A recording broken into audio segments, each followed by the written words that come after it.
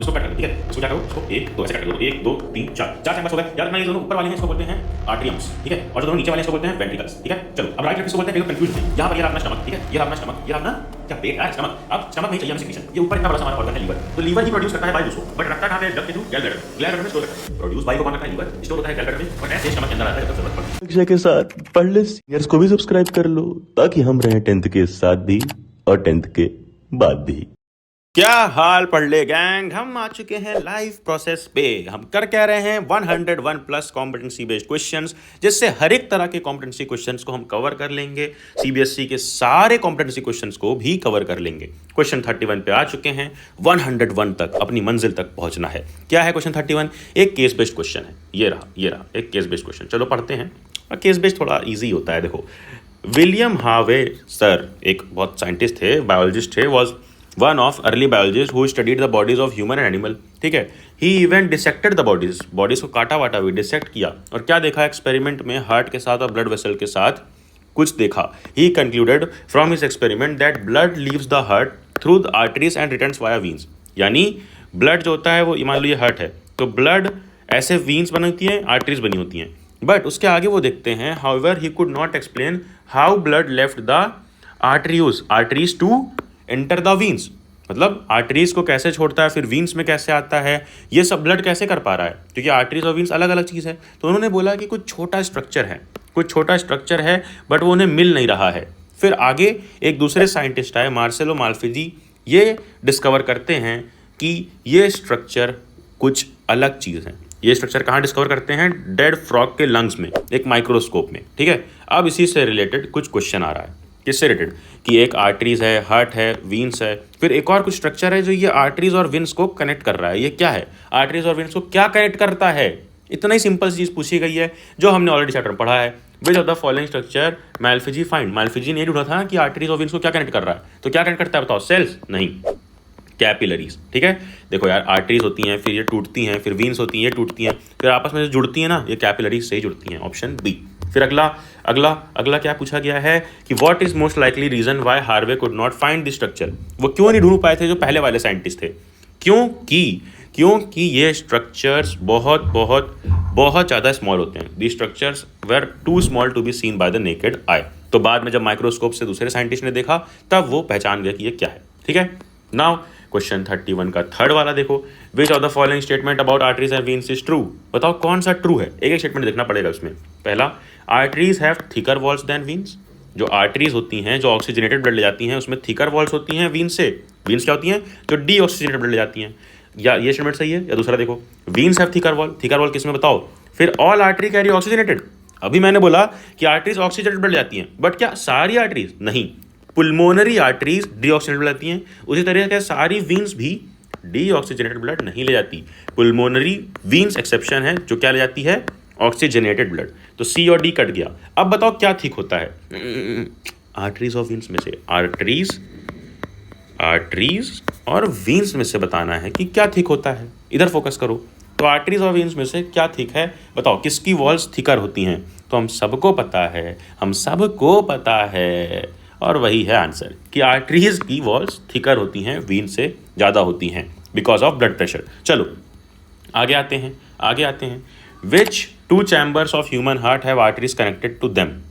मतलब human heart का कौन सा चैम्बर? अरे सबको पता है ह्यूमन हार्ट के 4 चैम्बर होते हैं। इधर आ जाओ, बेसिक सा डायग्राम। चलो मैं तुम्हें इधर समझाता हूँ कि ह्यूमन हार्ट, मान लो, चलो तुम वही वाला हार्ट ड्रॉ कर लो जो तुमने उसके लिए हार्ट ड्रॉ किया था, ऐसा वाला, ठीक है। ओके। अब इसको डिवाइड कर दो 1 2 में, तो इसके 4 चैम्बर हो गए, 1 2 3 4, ठीक है। 4 चैम्बर। एक सेकंड, फिर से ड्रॉ कर देता हूँ तुम्हारे लिए, अच्छा सा ड्रॉ कर देता हूँ यार, गुस्सा मत हो यार। अब इसको कट कर दो, ठीक है। इसको क्या करो, इसको 1 2 ऐसे कट कर दो। तो 1 2 3 4 चैम्बर्स हो गए। याद रखना, ये जो दोनों ऊपर वाले हैं इसको बोलते हैं आर्ट्रियम्स, ठीक है, और जो दोनों नीचे वाले हैं इसको बोलते हैं वेंट्रिकल्स, ठीक है। चलो अब राइट लेफ्ट किसको बोलते हैं? कई लोग कंफ्यूज होते हैं। तुम थोड़ा सा स्क्रीन पे आ जाओ। तो राइट साइड तुम्हारी कौन सी होगी? राइट साइड तुम्हारी होगी ये वाली, ये है राइट साइड, ठीक है, और ये है लेफ्ट साइड। चलो इतना समझ गए। अब पूछा क्या है कि आर्टरीज कहाँ पे कनेक्टेड होती हैं। अब हमने जो यहाँ पर ये जो हार्ट देखा है, यही यहाँ बगल में है, यही यहाँ तुम्हारे एनसीईआरटी में ये हार्ट बना हुआ है, ऊपर होता है लंग्स, नीचे कुछ बॉडी पार्ट्स होते हैं। और यहाँ क्या दिखाया गया है, यहाँ दिखाया गया डबल सर्कुलेशन। होता क्या है कि बॉडी से वेना कावा के थ्रू ब्लड आता है हार्ट में, फिर ये निकल जाता है पुल्मोनरी आर्टरीज से कहाँ, लंग्स की तरफ। लंग्स की तरफ क्या होता है, ऑक्सीजनेशन, फिर लंग्स में ऑक्सीजनेशन हो करके पुल्मोनरी वीन के थ्रू वापस हार्ट में आता है। फिर हार्ट से कैसे निकलता है, हार्ट से निकलता है अओर्टा की मदद से, और सारे बॉडी पार्ट्स में फिर से ब्लड आ जाता है। तो ये जो पूरी साइकिल है इसको डबल सर्कुलेशन बोलते हैं। ये जो पूरे नाम है इधर कॉम्प्लेक्स है, इन्हें कुछ भी रटने की ज़रूरत तुम्हें नहीं है, क्योंकि हम बड़ी सिंपल भाषा में यहाँ नीचे देखने वाले हैं। चलो आ जाओ, नीचे आ जाओ, नीचे आ जाओ, ठीक है, नीचे आ जाओ। क्या है ये क्या बनाया मैंने, ये है हार्ट, इसके 4 चैम्बर हैं। ये वाली साइड है राइट साइड, ये वाली लेफ्ट साइड। तो ये राइट आर्ट्रियम हो गया, ये लेफ्ट आर्ट्रियम, और नीचे वाला राइट वेंट्रिकल और ये लेफ्ट वेंट्रिकल। मैंने ऊपर ही बता दिया राइट और लेफ्ट साइड कौन कौन सी होती है, ठीक है ना। ये क्या है, ये हमारा हार्ट। फिर ये ऊपर क्या है, ये है हमारा लंग्स। नीचे क्या है, ये है हमारी बॉडी। नीचे क्या है, ये है हमारी बॉडी, ठीक है, ये हमारी क्या है, बॉडी। इसको भी व्हाइट कलर से कर देते हैं, नाइंसाफी क्यों इसके साथ, बात तो सही है। ये भी हो गया व्हाइट कलर से बॉडी। अब ऊपर हमने जो डबल सर्कुलेशन देखा था कि जो इधर उधर जा रहा था, यानी इधर बॉडी से इधर वेना कावा से हार्ट में, फिर ऊपर लंग्स में, फिर हार्ट में, फिर हार्ट से इधर बॉडी में, ये कैसे समझेंगे, कैसे करेंगे बिना रटे, ऐसे कि हमने बनाया क्या, एक ट्रायंगल जो कि लंग्स है, एक सर्कल जो कि बॉडी है, और बीच में हार्ट बना दिया 4 चैम्बर का। अब यहाँ पर करना क्या है कि तुम्हें ए वी ऐसे लिख देना है। क्या लिखना है, ए वी, ठीक है, इस तरह से लिख दिया। अब देखो ध्यान से, ये बॉडी से वी की मदद से जाता है हार्ट में। बॉडी से किसकी मदद से, वी की मदद से जाता है हार्ट में ब्लड, और ये वी क्या है, वी है वेना कावा, ठीक। फिर हार्ट से ए की मदद से जाता है लंग्स में, और ए क्या है ऑफ कोर्स आर्टरी, और हार्ट के पास कौन सी आर्टरी होती है, पी आर्टरी, पुल्मोनरी आर्टरी, ठीक है। फिर लंग्स से हार्ट में वापस कैसे आता है, वी की मदद से।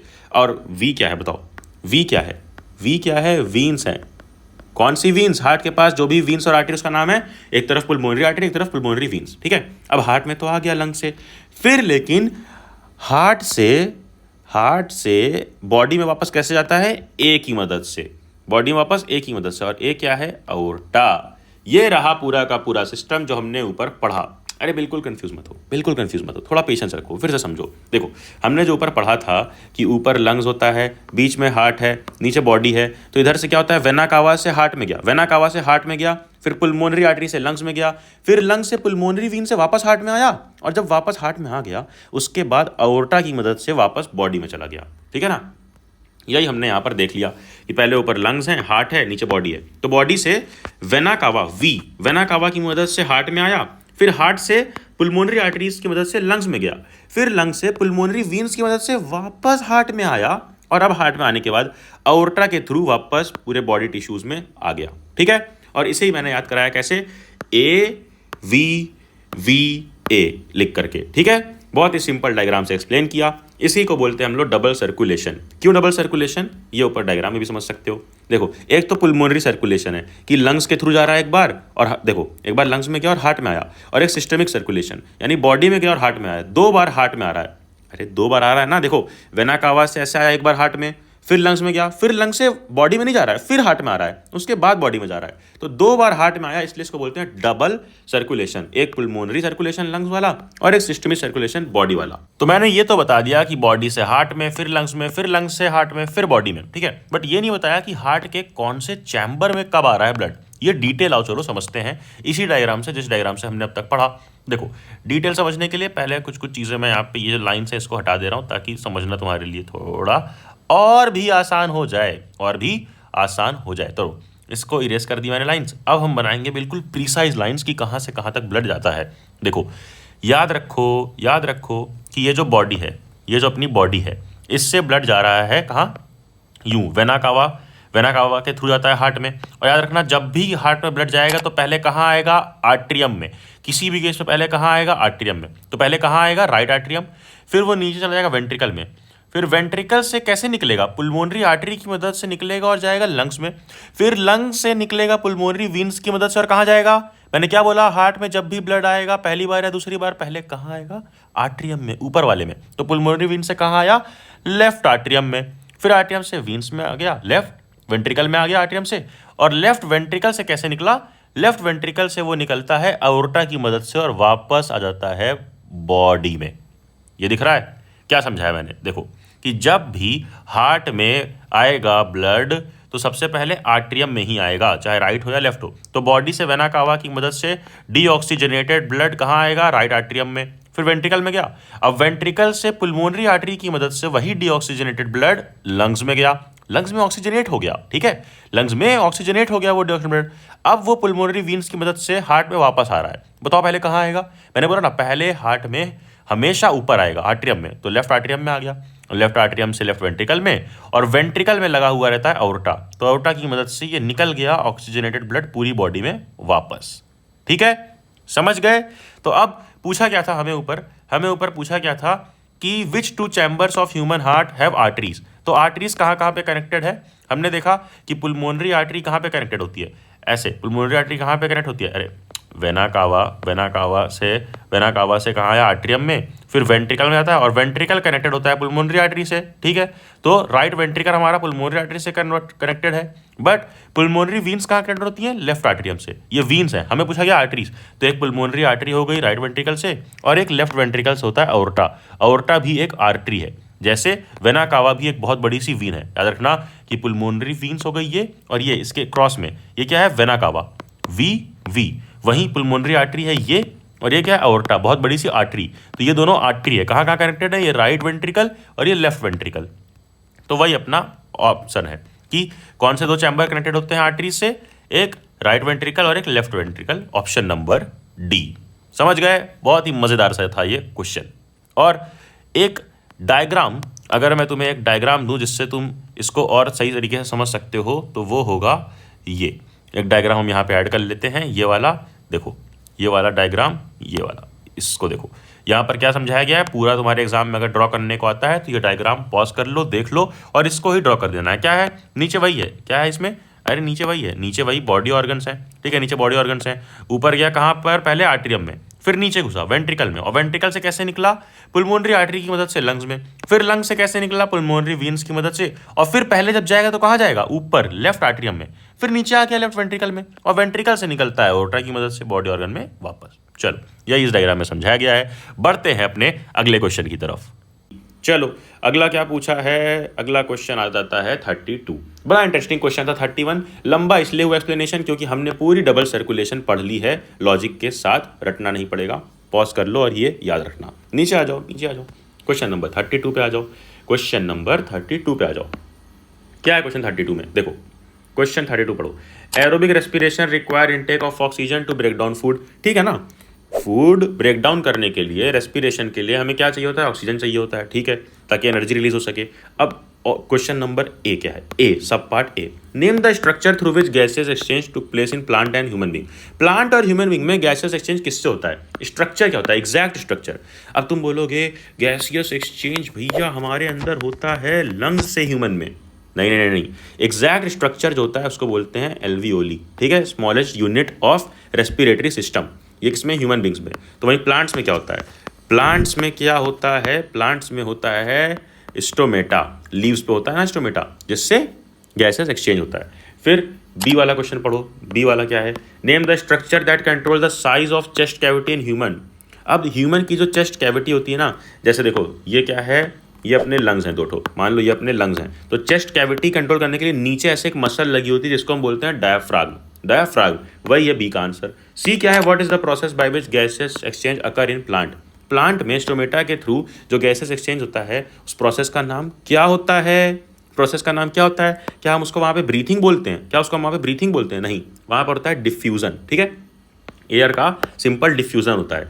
फिर D, Y is the process named in C, जो सी में प्रोसेस है ना, सी डिफ्यूजन, वो सफिशिएंट नहीं है ह्यूमन बॉडी में। प्लांट में तो डिफ्यूजन चल जा रहा है, देखो प्लांट में क्या चल जा रहा है कि ये देखो मान लो ये प्लांट है, ये ऐसे करके लीव्स है इसकी, ठीक है, ये ऐसे करके एक लीव है यहाँ पर, इस पर डिफ्यूजन चल जा रहा है, एयर गैसेस एक्सचेंज चल जा रहा है, ठीक है, लेकिन ह्यूमन में नहीं चल रहा है। क्यों, क्योंकि ह्यूमन एक बहुत ही कॉम्प्लेक्स बॉडी है, मल्टी सेलुलर बॉडी है, और वहाँ पर हीमोग्लोबिन चाहिए होता है गैसेस एक्सचेंज के लिए। ठीक है ना। यहाँ पर आओ देखते हैं फिर क्या है। Not sufficient to carry out oxygen throughout human body, how is this complemented the human. Human में कैसे होता है बताओ। क्योंकि ह्यूमन में होता है ब्लड जो ऑल ओवर द बॉडी कर रहा होता है। अरे हमने ऊपर क्या पढ़ा, ऊपर हमने यहाँ पे क्या पढ़ा था कि ऑक्सीजनेटेड ब्लड आता है बॉडी में, और वो क्यों पूरे बॉडी में फैल पाता है, क्योंकि हमारे पास होता है ब्लड, ब्लड में होता है हीमोग्लोबिन। ठीक है, चलो अभी डिटेल आंसर हम देखेंगे, अभी मैं तुम्हें सिर्फ समझा रहा हूँ ये क्वेश्चन। ई देखते हैं क्या है कि reactions in living system can absorb heat और रिलीज एनर्जी। ठीक है, एनर्जी रिलीज हम करते हैं, कभी कभी अब्जॉर्ब कर लेते हैं एनर्जी। फिर state whether the heat energy is absorbed release during digestion. Digestion में क्या होता है बताओ, एनर्जी अब्जॉर्ब होती है, रिलीज होती है। नीचे आओ, सबके आंसर यहाँ पर दिए हुए हैं। एक हमने देखा स्टोमेटा गार्ड सेल होती है, दूसरा डायफ्राम था, तीसरा डिफ्यूजन प्रोसेस था, चौथा क्योंकि डिफ्यूजन एक स्लो प्रोसेस है, ह्यूमन कॉम्प्लेक्स है और यहाँ पर डिफ्यूजन वर्क नहीं करेगा, तो यहाँ पर ब्लड और हीमोग्लोबिन के थ्रू पूरे बॉडी में पहुँचता है ऑक्सीजन। और यहाँ पे क्या होता है, डाइजेशन में एंडोथर्मिक होता है, क्योंकि हम हीट एनर्जी लेते हैं। क्योंकि जब हम कुछ खा रहे हैं, मान लो ग्लूकोज C6H12O6, अब इसको डाइजेस्ट करना है, तो इसको हम क्या करते हैं, ब्रेक डाउन करते हैं सिंपलर फॉर्म्स में ना। और ब्रेक डाउन जब हो रहा है तो हम एनर्जी सप्लाई कर रहे हैं, यूज़ कर रहे हैं, और जहाँ एनर्जी सप्लाई कर रहे हैं वो क्या होता है, एंडोथर्मिक। जहाँ एनर्जी रिलीज हो रही है बाद में वो होता है एक्सोथर्मिक। जहाँ डाइजेशन में एनर्जी हम सप्लाई कर रहे हैं, हीट खुद ही यूज़ कर रहे हैं, तो वो होता है एंडोथर्मिक। चलो नीचे आओ, एक और धमाकेदार क्वेश्चन, मज़ेदार क्वेश्चन, बहुत बहुत बहुत बेहतरीन क्वेश्चन। थक वक गए हो तो पानी वानी पी लो पॉज करके, लेकिन रुकना नहीं है, हमें 101 क्वेश्चंस कंप्लीट करने हैं। ठीक है ना। क्वेश्चन 33। अब ये क्या हो रहा है, बहुत तेज हो रहा है। कुछ गलत मत समझो, ये एक एक्सपेरिमेंट हो रहा है, लड़का एक एक्सपेरिमेंट कर रहा है। देखो ध्यान से क्या है कि given below is an image of an experiment conducted by a student to understand the process of respiration. ये क्या करता है, ही ब्लोज, ब्लोज मतलब समझ रहे हो? ब्लोज मतलब फूकना, वो ब्लोज मतलब हवा फूकता है एक क्लियर सॉल्यूशन में जो टेस्ट ट्यूब में प्रेजेंट है। देखो है क्या कि ये एक टेस्ट ट्यूब है, इससे एक टेस्ट ट्यूब में क्या है, एक स्ट्रॉ लगी है। इस टेस्ट ट्यूब में ये देखो, ये एक स्ट्रॉ लगी हुई है, ये यहाँ से हवा फूक रहा है टेस्ट ट्यूब के अंदर, और टेस्ट ट्यूब में एक क्लियर सॉल्यूशन प्रेजेंट है। ठीक है, अब होता क्या है, जब ये हवा फूकता है तो ये सॉल्यूशन क्या होता है, क्लाउडी हो जाता है। तो ये सॉल्यूशन क्या होता है, क्लाउडी हो जाता है। अब क्वेश्चन क्या है, इधर आते हैं। पहला कि what is most likely substance, substance क्या होगा वहाँ पे। दूसरा, पहले का आंसर कर लेते हैं, और चलो एक एक करके, तुम्हें ईजी रहेगा तुम्हारे लिए। पहले का आंसर कि क्या होगा वहाँ पे, तो देखो मान लेते हैं एक्स है, एक्स कुछ भी है और उसमें हम CO2 डाल रहे हैं, तो वो क्लाउडी हो जा रहा है। क्या हो जा रहा है, क्लाउडी हो जा रहा है। या कभी कभी लिख देगा कि मिल्की हो जा रहा है, या कभी लिख देगा कि PPT बन जा रही है वाइट कलर की। तो याद रखना ये सारे टर्म्स आएंगे, तो ये हिंट है कि जब भी CO2 मिलती है ऐसा तभी बनता है, ऐसा क्लाउडी मिल्की PPT स्ट्रक्चर, जब वहाँ पर होता है लाइम वाटर, जो हमने चैप्टर 1 में इसी सीरीज में पढ़ा कि CaOH ट्वाइस प्लस CO2 बन जाता है CaCO3 प्लस H2O, और यही CaCO3 क्लाउडी मिल्की और PPT या फिर प्रेसिपिटेट टाइप होता है। समझ गए। अब दूसरा पूछा क्या है कि what could be the aim of his experiment. Aim क्या है, एम इतना सा होता है यहाँ पर ये करने का कि हम दिखा पाएँ कि हम जो ब्लो कर रहे हैं, जो हवा ब्लो करते हैं, निकालते हैं, उसमें क्या होता है, CO2 प्रेजेंट। जब वो क्लाउडी हो गया अपना लाइम वाटर, तो इसका मतलब कंफर्म हो गया कि वो CO2 ही है जो गैस हम निकालते हैं अपने बॉडी में से, एक्सहेल करते हैं। ठीक है। C, what kind of respiration is shown, कौन सा रेस्पिरेशन है ये कौन सा रेस्पिरेशन है। अरे भाई बड़ा सिंपल सा आंसर, नीचे यहाँ पे लिखा हुआ है एरोबिक रेस्पिरेशन। देखो पहला आंसर लाइम वाटर, ठीक है, COH ट्वाइस, दूसरा टू प्रूफ की कार्बन डाइऑक्साइड, और तीसरा एरोबिक रेस्पिरेशन। क्यों एरोबिक, क्योंकि एरोबिक की कैरेक्टरिस्टिक ही यही है कि उसमें CO2 निकलता है, और यहाँ पर CO2 निकल रहा है। CO2 is a product of aerobic और फर्मेंटेशन यहाँ हो नहीं सकती है, क्योंकि ह्यूमन सेल्स में फर्मेंटेशन होती नहीं है। ठीक है, चलो आते हैं आगे क्वेश्चन नंबर 34 पे। ये क्वेश्चन कई बार बोर्ड एग्जाम्स में आ चुका है, इस साल भी आ सकता है। कि रीज़न बताओ, बड़े सिंपल सी चीज़ों के, कि वेंट्रिकल्स की थिकर मस्कुलर वॉल क्यों होती है आर्टेरियम से ज़्यादा। अब वेंट्रिकल क्या होता है, वेंट्रिकल क्या होता है, नीचे वाला कि ऊपर वाला, जल्दी बताओ। इधर आ जाओ, ऊपर आ जाओ, ऊपर आ जाओ। वेंट्रिकल ये होता है नीचे वाला, तो इसकी वॉल्स थिकर क्यों है आर्टेरियम से, बताओ। मैंने बताया था कि जब लंग्स ब्लड डालेगा तो कहाँ डालेगा, नीचे। लंग्स ब्लड कहाँ डालेगा, नीचे। नीचे मतलब वेंट्रिकल में। तो वेंट्रिकल में लंग्स बहुत ज़्यादा प्रेशर से ब्लड डालता है, जिसके वजह से वेंट्रिकल्स की वॉल थिक होती है कि वो प्रेशर वो झेल पाए, ठीक है। इसीलिए वेंट्रिकल्स की वॉल थिक होती है आर्टरियम से। फिर B, transport system in plant is slow. Transport system plant में स्लो क्यों होता है, क्योंकि वहाँ कोई ब्लड वगैरह नहीं काम कर रहा है, बल्कि दिन में वहाँ ट्रांसपीरेशन हो रहा है और जनरली क्या हो रहा है, डिफ्यूजन हो रहा है, ठीक है। C, circulation of blood in aquatic vertebrate differ from that in terrestrial. यानी ब्लड का सर्कुलेशन एक्वेटिक में अलग तरीके से होता है और टेरेस्ट्रियल में अलग तरीके से। इसका रीज़न बताओ। और डी क्या पूछा है, डे टाइम में वाटर मिनरल फास्टर ट्रैवल करते हैं नाइट टाइम में, क्यों। अरे यार ये वाला तो बहुत ईजी है, यहीं पे देख लो। ये एक प्लांट है, जब यहाँ सनलाइट होती है ना तो ये क्या करता है, ट्रांसपीरेशन का प्रोसेस होता है। वाटर यहाँ से जो एक्स्ट्रा वाटर है वो निकलता है। तो जब वाटर निकलता है ऊपर की तरफ तो एक सक्शन प्रेशर क्रिएट होता है जाइलम के अंदर। जाइलम के अंदर एक सक्शन प्रेशर क्रिएट होता है जो हेल्प करता है वाटर मिनरल फास्टर ट्रैवल करने में। तो इसका आंसर क्या है, डे टाइम में क्यों होता है फास्टर, क्योंकि डे टाइम में सन अवेलेबल होता है और ट्रांसपीरेशन की प्रोसेस हो पाती है। फिर एक और क्या पूछा है, फिफ्थ वी, कि वीन्स में वॉल्स होती हैं जबकि आर्टरीज में नहीं। अरे बताया था ना, एक आर्टरीज होती हैं जिसमें ऑक्सीजन ब्लड जाता है, एक वीन्स होती हैं जिसमें डीऑक्सीजनेटेड जाता है। तो वीन्स में क्या होता है बताओ, वीन्स में वॉल्स होती हैं। जो वीन्स होती हैं ना, देखो मैं बताता हूँ, देखो इधर, देखो इधर, ये मान लो ये अपनी ट्यूब है, अपनी ब्लड वेसल है वीन्स। इसमें ना ऐसे करके एक फ्लैप लाइक स्ट्रक्चर प्रेजेंट होता है वीन्स की। यहाँ पे क्या प्रेजेंट होता है वीन्स में, ये फ्लैप लाइक स्ट्रक्चर होता है जिसको हम बोलते हैं वॉल्स, ठीक है। ये क्या करता है, जब भी ब्लड फ्लो ऐसे आ रहा है अंदर, ठीक है, तो ये मदद करता है कि ब्लड एक ही डायरेक्शन में फ्लो हो, उल्टा फ्लो ना हो, ठीक है, उल्टा फ्लो ना हो। इसलिए वीन्स यहाँ पे वॉल्स प्रेजेंट होता है। अब तुम पूछोगे भैया आर्टरीज में क्यों नहीं, क्योंकि आर्टरीज में प्रेशर ही इतना ज़्यादा होता है कि वहाँ पे वॉल्स की ज़रूरत नहीं होती है। अब हमने सबका आंसर दे दिया है, A B C D E, बचा कौन सा था, सिर्फ सी वाला। ये circulation of blood in aquatic vertebrate differ from that in terrestrial. Aquatic और टेरेस्ट्रियल में डिफरेंस क्यों है, इसका प्रॉपर आंसर यहाँ लिखा है कि एक्वेटिक वर्टिब्रेट में क्या होता है, यहाँ पर सिंगल सर्कुलेशन होता है, सिंगल सर्कुलेशन, जबकि ह्यूमंस में डबल सर्कुलेशन होता है, जो हमने ऊपर ऑलरेडी पढ़ लिया है। यही डिफरेंस है दोनों में, ठीक है। चलो बाकी सब सारे आंसर हमने दे दिए। अगला क्वेश्चन बड़ा सिंपल सा, give two reason why bile juice is considered to be an important secretion of liver in the process of digestion। अरे कुछ नहीं, डरो मत, इधर आ जाओ। क्या देखना है हमें, देखो कि जब डाइजेशन हो रहा होता है, उसमें तुम सबको पता है कि जब बात आती है स्टमक की, तो स्टमक में क्या होता है, कुछ सिक्रीशंस होते हैं। और लीवर के साइड से क्या सिक्रीशन दी जाती है, लीवर के साइड से बाइल जूस आता है। बट याद रखना कि ये बड़ा उल्टे पैसेज से होता है। जैसे यहाँ पर ये रहा अपना स्टमक, ठीक है, ये रहा अपना स्टमक, ये रहा अपना क्या, पेट यार, स्टमक। अब स्टमक में ही चाहिए हमें सिक्रीशन। ये ऊपर इतना बड़ा सा हमारा ऑर्गन है लीवर, तो लीवर ही प्रोड्यूस करता है बाइल जूस को, बट रखता कहाँ पे है, इस डक्ट के थ्रू गैल ब्लैडर में। गैल ब्लैडर में स्टोर करता है। प्रोड्यूस बाइल को कौन करता है, लीवर, स्टोर होता है गैल ब्लैडर में, और ऐसे स्टमक के अंदर आ जाता है जब ज़रूरत पड़ती है, ठीक है, जब ज़रूरत पड़ती है। पूछा क्या गया है, give two reason why bile juice is considered to be an important क्यों होता है, क्योंकि फैट वगैरह डाइजेस्ट करने में हेल्प करता है और एक एसिडिक माहौल वहाँ पे जाके बनाता है। देखो यहाँ पे क्या लिखा है कि बाइल जूस एसिडिक फूड जब आता है तो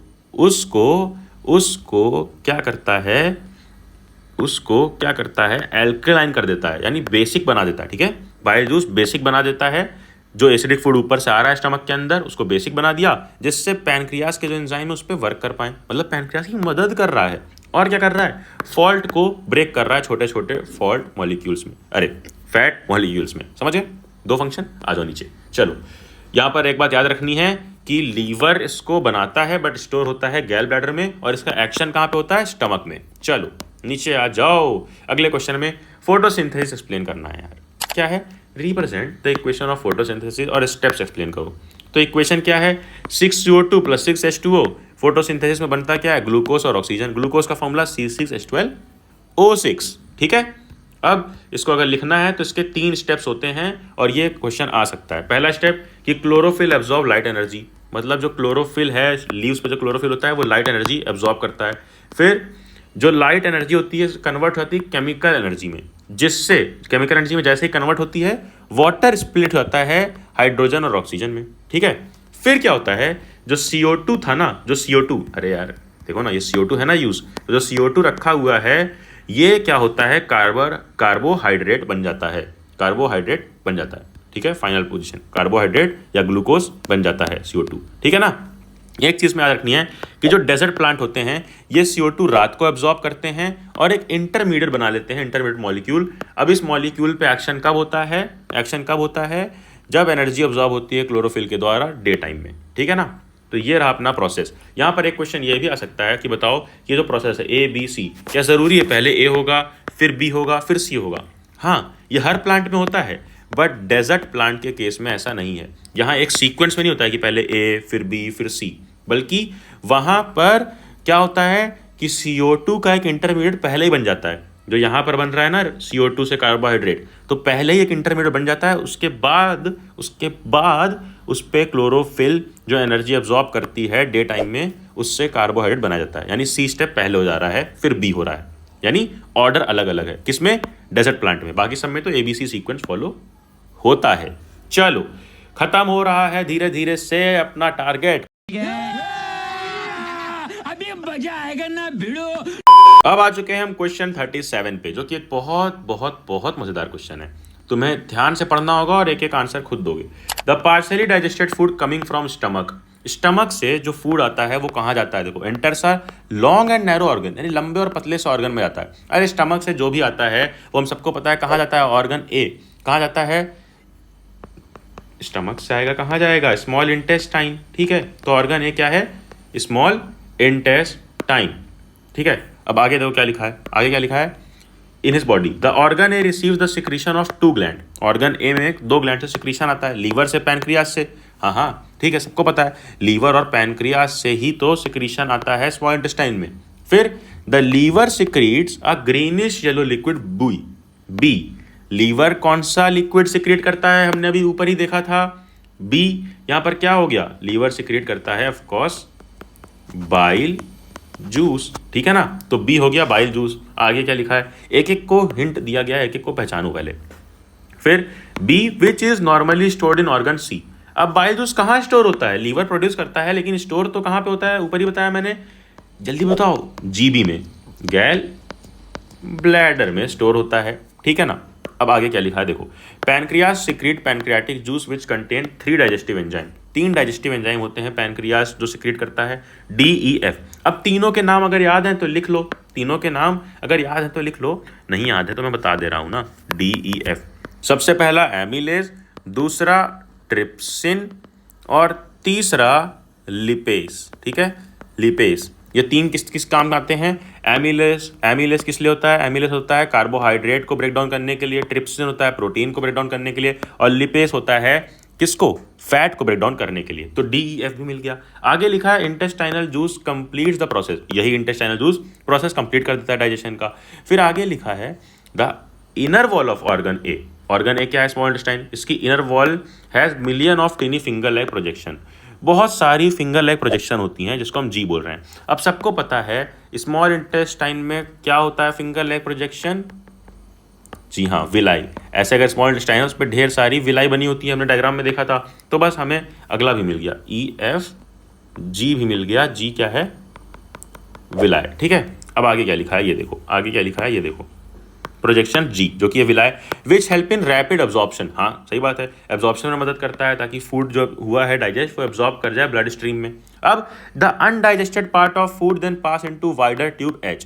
जो अनडाइजेस्टेड है वो एक चौड़ी ट्यूब, वाइडर ट्यूब में जाता है जो कि है H, which absorb most of water absorb होता है वहां पे। फिर last part of H called I। Last part of H को क्या बोल रहे हैं? I, जो अनडाइजेस्टेड फूड को रखता है। फिर अनडाइजेस्टेड फूड बाहर आता है J से, और जिस प्रोसेस को बोलते हैं K। अरे कॉम्प्लेक्स हो रहा है क्या तुम्हारे लिए? अरे बिल्कुल भी कॉम्प्लेक्स नहीं है यार, बिल्कुल भी कॉम्प्लेक्स नहीं है। अभी हमने कहाँ तक अभी हमने जी तक पता कर लिया है, अब हमें पता करना है क्या अगला। जी क्या है, क्या लिखा है कि एक वाइडर ट्यूब में जा रहा है अनडाइजेस्टेड पार्ट जो कि है एच, जहाँ पे वाटर एब्जॉर्ब होता है। सिंपल फंक्शन से पहचान जाओ ना, वाटर एब्जॉर्ब कहाँ पे होता है, एच यानी लार्ज इंटेस्टाइन। फिर क्या लिखा है आगे कि एच का जो सबसे आखिरी पार्ट होता है आई, यहाँ पे स्टोर होता है अनडाइजेस्टेड फूड। तो आई क्या है, आई क्या है, आई क्या है, रेक्टम। रेक्टम में स्टोर होता है अनडाइजेस्टेड फूड। फिर एक ओपनिंग होती है जे, जिससे हम अपना फेसेस यानी कि हम फ्लश कर देते हैं, गंदगी निकालते हैं बॉडी की ना। तुम क्या करते हो वहाँ पे, क्या करते हो वहाँ पे, अरे वॉशरूम में, ऑफ कोर्स अपने जे के थ्रू, अपने जो लास्ट पार्ट है, लास्ट ओपनिंग है जे, जिसका नाम क्या होता है, एनस। एनस के थ्रू तुम क्या करते हो, इजेशन करते हो। कौन सी प्रोसेस करते हो, इजेशन। वही पूछा है, के क्या है प्रोसेस, के है प्रोसेस का नाम इजेशन। पॉज कर लो, रीड कर लो, ए से लेकर के तक हमें सब कुछ मिल गया। अब तुम्हें अगर नहीं समझ में आया तो यहाँ समझा देता हूँ, यहाँ देख लो। देखो यहाँ पर आ जाओ कि स्टमक से पूछा गया था ना कि स्टमक जो है, इससे जो फूड नीचे आ रहा है लंबी पाइप में, ये पतली सी पाइप में, ये क्या है जो नीचे आ रहा है ना, देखो एक सेकेंड, फूड नीचे आ रहा है इसमें, स्मॉल इंटेस्टाइन में आया था। फिर स्मॉल इंटेस्टाइन से इसमें पूछा गया था कि एक फिंगर लाइक प्रोजेक्शन होता है जिसको विलाई बोलते हैं। फिर स्मॉल इंटेस्टाइन से कहाँ गया था, लार्ज इंटेस्टाइन में, जहाँ वाटर एब्जॉर्ब हुआ। फिर इससे आया था रेक्टम में, रेक्टम से आया था एनस में, जो कि लास्ट ओपनिंग होती है। समझ गए, यही था ऊपर, यही था सारा का सारा आंसर। आंसर नीचे यहाँ तुम्हें मिल जाएगा, लार्ज इंटेस्टाइन, रेक्टम, एनस, और प्रोसेस का नाम क्या था, प्रोसेस का इजेशन। ठीक है ना। Now coming to the next question is, क्या है क्या है क्या है, इसको छोटा कर देते हैं ताकि तुम्हें क्वेश्चन क्लियरली दिखाई दे। देखो, assign the specific function to following organ with respect to excretion. Excretion, excretion यानी खाना, जो हम एक्सक्रीशन जो होता है ना, यानी कि जो बॉडी से निकल रहा है, जो भी वेस्ट है, उसके रिलेटेड जो पार्ट्स हैं उसके फंक्शन बताओ। पहला किडनी का बताओ। तो किडनी यहाँ पर होती है, हम सबको पता है, जिसे बेच के तुम आईफोन लेने वाले थे, देखा आपने लापरवाही का नतीजा है। बट अब ले नहीं पाए, कोई बात नहीं, इधर फोकस करो। किडनीज का क्या काम होता है बताओ। फिर ग्लोमेरुलस और बोमेन्स कैप्सूल का काम बताओ। फिर ट्यूबुलर पार्ट ऑफ नेफ्रॉन का, यूरेथ्रा का, यूरिनरी ब्लैडर का, ये सब का काम बताओ। तो पहले नेफ्रॉन समझते हैं क्या होता है। नेफ्रॉन ये होता है नेफ्रॉन का स्ट्रक्चर, ये पूरा, ये ऐसे सांप जैसा जो बना हुआ है, ये होता है नेफ्रॉन। ठीक है, ये क्या होता है, किडनी में ऐसे कई सारे NEPHRON लिख देता हूँ तुम्हारे लिए।